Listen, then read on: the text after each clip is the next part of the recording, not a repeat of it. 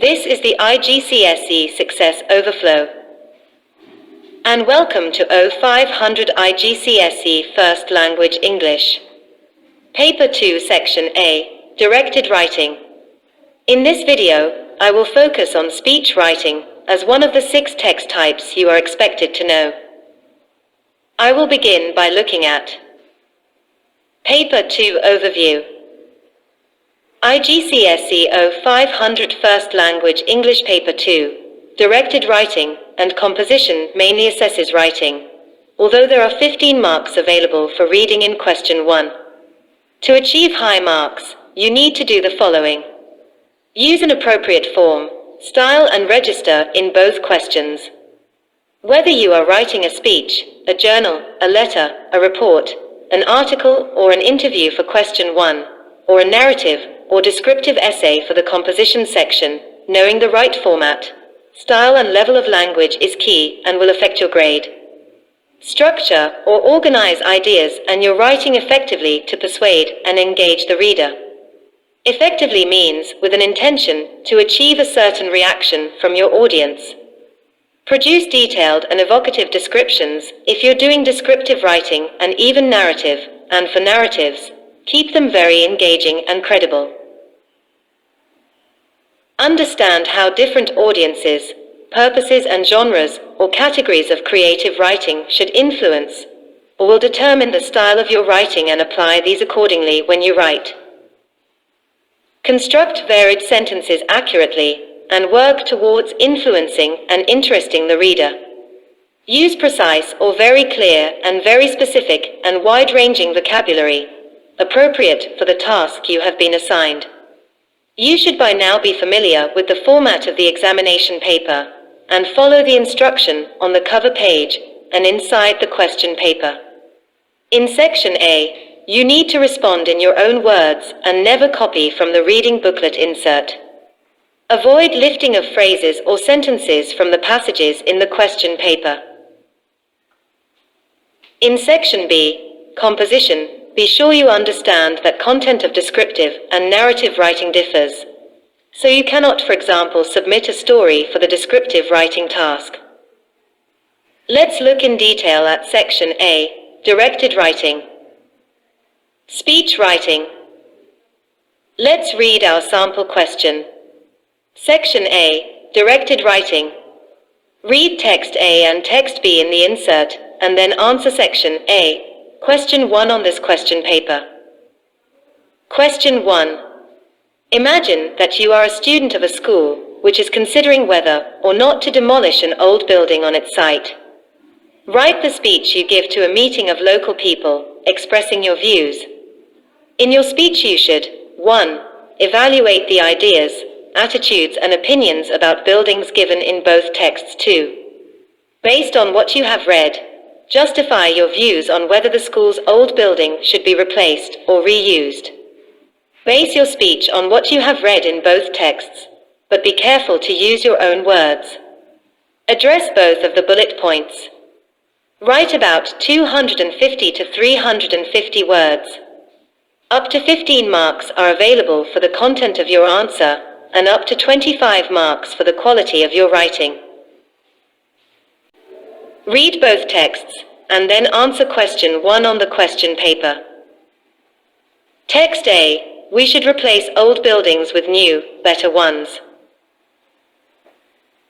Many older buildings, including some of our homes, schools and offices, were designed and constructed for very different generations, with completely different expectations in terms of lifestyle, comfort, connectivity, and energy efficiency.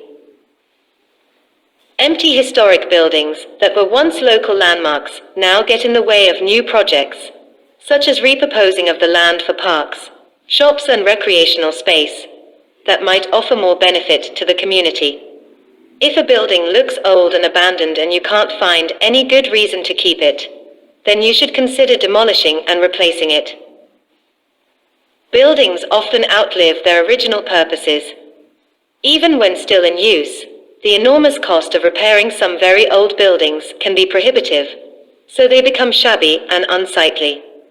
Some older buildings may still look good on the outside, but have underlying problems such as poor ventilation, outdated wiring and problems with the plumbing. Old buildings also tend to develop weaker foundations, thanks to the materials used in their construction degrading to the point that the structure becomes unstable or unsafe. Constructing new, environmentally friendly green buildings, which can be designed for flexibility of purpose, is the obvious answer. Green buildings use as little energy as possible, generate their own power, recycle water, and can heat or cool themselves without the need for air conditioning or central heating. They also take account of how they affect the people living and working in them. The goal is to build more buildings that are more physically healthy for people, says award-winning architect Joy Yang. Numerous studies show how a healthy building can reduce illness and absenteeism among workers, increase worker productivity, raise test scores among students, and lead to greater workplace satisfaction. Modern software enables architects and engineers to visualize and calculate increasingly complex shapes, so building designs are no longer limited by practicalities. Weird and wonderful modern buildings in natural shapes are springing up, driven by cities' desire to outdo each other. A football stadium in the shape of a giant flower, and an office development shaped like a mountain range. We're trying to change how people think about buildings, Yang says. We must recognize that our cities are not museums, but living and evolving centers of commerce and culture. Text B. Recycling old buildings. Internationally, old buildings are considered valuable resources. They add charm and human scale to our cities and towns, attracting tourists and businesses, and connecting us to our past. They should be protected. As populations grow, and cities around the world become increasingly built up, interchangeable and bland, saving not just iconic or famous buildings, but those we have grown up with around us, is critical. They are living history. History we can feel and touch. Some people argue that it is better for the climate to demolish an old energy-hungry building and build a well-insulated, sustainable replacement. Others argue that we should try to find new life in old buildings. Adaptive reuse is a process that recycles old buildings for new uses while retaining many of their historic features. But older buildings have a far more enduring importance to society as educational examples than they do as modern dwellings or workplaces. Admittedly, through adaptive reuse, exciting new spaces have been created in unlikely old buildings, such as former factories, sewage silos, and power stations.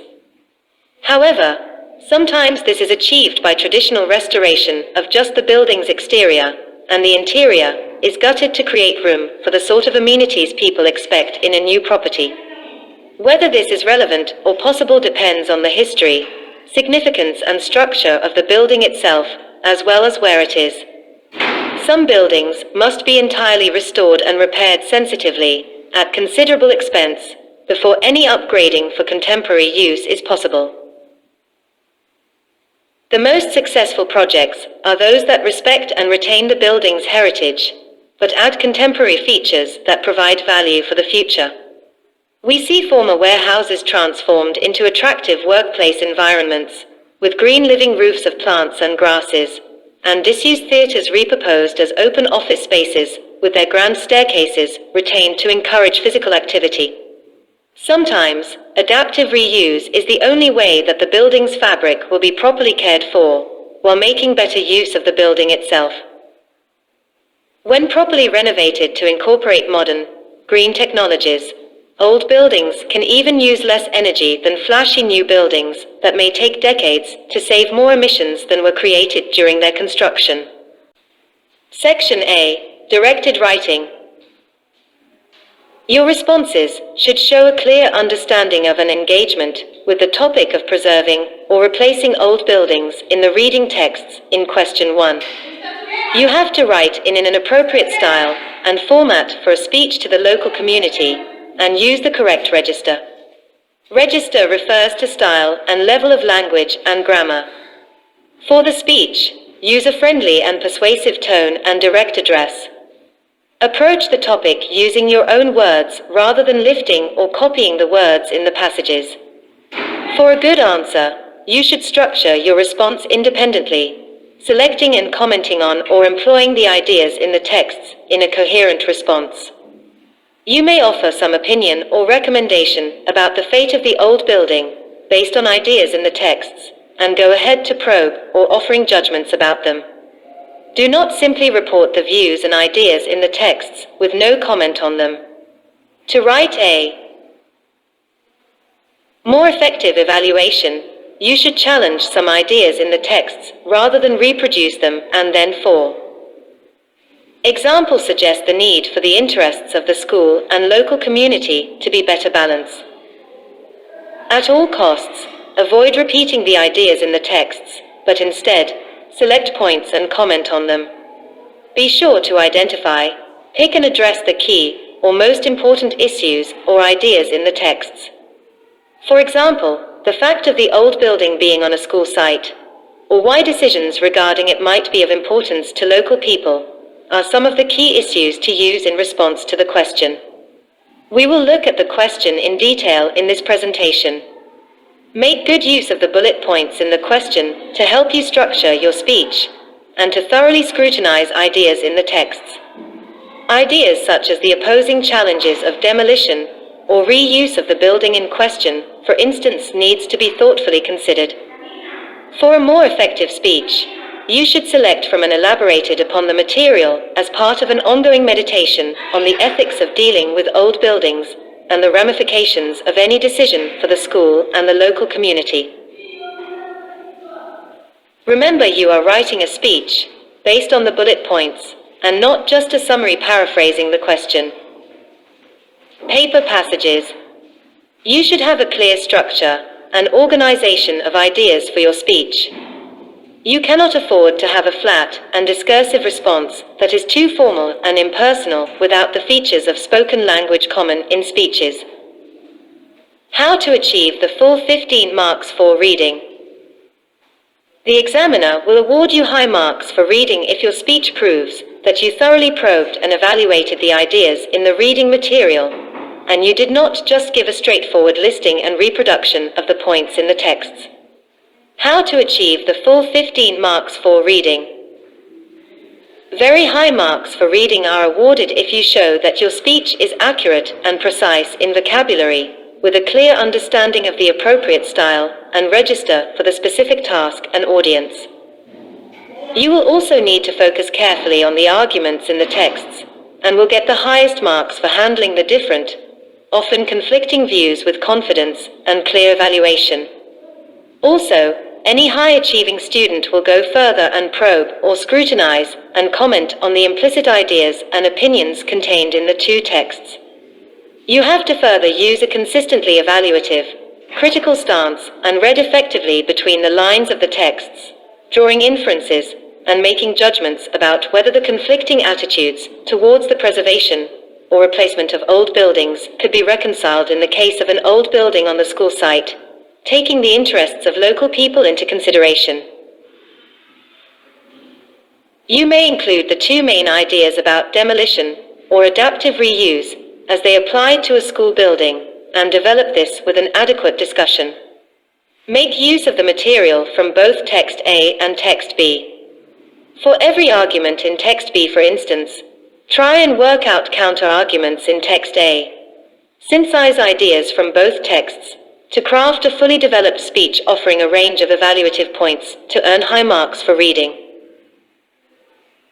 You could even better your response by imagining a particular building, perhaps a school library or science block, to provide a point of entry to some most effective evaluative comments, such as this one. If you vote to demolish this building where most of my ideas were formed, there will be an empty space in my heart much worse than any illness the old place could possibly cause. Occasionally, this approach developed a scenario not rooted in the task or texts, and which would serve to negate much of the debate. Everyone knows that this building is of outstanding historical and architectural importance to the whole country. It must be preserved at all costs. You may wish to point out that very few tourists would be attracted to the town to see an old building on a school campus. You will find the following ideas useful to use in your response, if you develop them with effective evaluation. Points from text A. Old buildings 1. Often do not meet the needs of modern lifestyles. 2. Can get in the way of more useful ways to use the space. 3. Are sometimes abandoned or an eyesore. 4. Should be demolished. 5.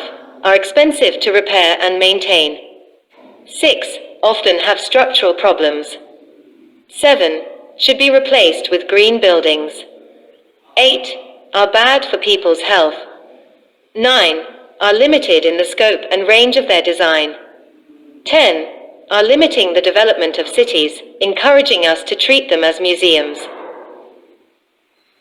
Points from text B.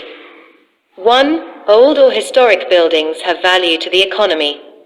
2. Old or historic buildings are an important connection to the past and past generations. 3. Modern city design is boring and congested, all look the same. 4. Should save iconic or famous buildings and everyday ones too. 5. Part of our collective history and identity. 6. Old buildings can use lots of energy to heat or run. 7. Old buildings can be recycled or repurposed. 8. Sometimes only the outside of a recycled building is retained. 9. Sometimes the only choice for an old building is adaptive reuse. 10. Sometimes restoration ahead of reuse is very expensive. 11. Old buildings can be more energy efficient than new ones. All factors have been taken into account. Here are ideas you can use to evaluate the points identified above. To evaluate is to judge or comment on the quality an idea or thing. You can support demolition and rebuilding by stating that 1. Not every old building can be kept. New buildings create another generation's history. 2. We can't stop progress by preserving the past. 3. Old buildings continue to age, and maintenance costs will rise exponentially. 4. Money would be better spent on improving quality of actual education. 5. Safety more important than aesthetics or memories. 6. Functional learning environment is a priority, not an old building. 7. Modern generations deserve a good learning environment too. 8. Maintaining old buildings will delay a green future. 9. Unique modern design also attracts tourism for more pupils to attend school. 10. Not honest and not really saving the building if only a shell is left. In favor of reusing the old school building, you can develop your points further by saying that 1. We should reuse the old school building to preserve continuity and identity. 2. Replacing with a modern building might be more dull or boring, with no emotion or beauty. 3. Demolition or rebuilding is expensive, so it's better to adapt, reinvest in and create history, and be green. It's the best of both worlds. 4. Adaptive reuse can teach children about recycling and history. 5. We recycle lots of other things, so why not buildings? 6. Productivity is higher in a new build, but homeliness and familiarity is important too. 7. If every building is new, there's nothing distinctive left. 8. It's surely a waste of resources to destroy old buildings, and where would the waste go? 9. Other factors affect absenteeism and well-being more than buildings. 10. How green are these new buildings? 11. Changing patterns of work means new buildings will be out of date or redundant soon too. 12. It's more imaginative and more interesting to recycle. How to achieve the full 25 marks for writing. Style and audience. You need to adopt an appropriate style and register for a speech to local people with an understanding of their specific concerns and point of view. Show a clear understanding of the required register with appropriate technical language. Establish a relationship with the intended audience, for example, by using reminders of shared educational or geographical history, or anecdotes recalling past events in the school or its surrounding community. You may want to use a friendly but slightly more authoritative and rhetorical style, as if the intended audience of the speech needed to be made aware of the importance of the school in general, or of the designated old building in particular. The use of sophisticated language to help you communicate subtle and nuanced ideas is an effective approach too. Reveal an understanding of the significance of the built landscape of an area to different groups of people, past and present. Be sure to have a distinct point of view to support the effectiveness of your writing work at engaging the audience consistently, for example using brief references to local traditions and the local economy, and maintaining an effective register without resorting to slang that is too colloquial, such as gunna or very loose sentence structures. Structure. Avoid lifting, copying, or awkwardly phrasing material from the reading texts. Clearly set your line of argument right from your first paragraph and address the issues in the two texts in a cohesive way. The argument you're pursuing will determine the sequence of ideas in your response, so you cannot rely on the sequence of ideas in the original texts. Avoid the repetition of similar ideas which appear in both texts. Accuracy for accuracy. Keep your response appropriate in tone and register, engaging in style and convincing in your arguments. You must also strive to be fluent and free of error. Use a range of precisely selected and complex vocabulary and varied sentence structures to persuade your listener.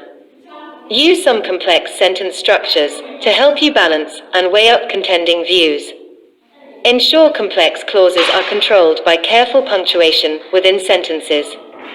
Keep your response purposeful, clear, ambitious, wide-ranging in vocabulary, and precise in register or style. Keep a friendly and conversational style from the opening, and do not get into an impersonal, discursive style close to the language of the texts, as this will lack convincing, direct address. Watch out for basic errors in grammar and punctuation, for example in the use of definite and indefinite articles. Grammatical misagreements between plurals and verb forms, wrong spellings, problematic sentence structures, fluctuating tense use, or too much lifted or copied. More tips. Here are more ideas on how to improve your response to the directed writing question. 1. Be prepared to challenge the ideas in the reading texts. 2. Look for contradictions in the arguments and point them out. 3. Group ideas from both texts together and discuss them rather than repeat them. 4. Think carefully about the kind of style which suits your task and the audience. 5. Ensure that you understand the specific focus of the question to avoid drifting or misinterpreting the question. 6. Check your writing for basic punctuation errors, such as missing definite or indefinite articles, weaknesses in grammar, or misspellings of key words which are in the passages. 7. Do not lose marks by using capital letters randomly, or by employing them exclusively throughout your response. The end. Thank you. Watch out for my next video on O500 Paper 2 Section B, Composition, where I will focus on both narrative writing and descriptive writing in detail to help you achieve the highest mark. See you soon. Goodbye.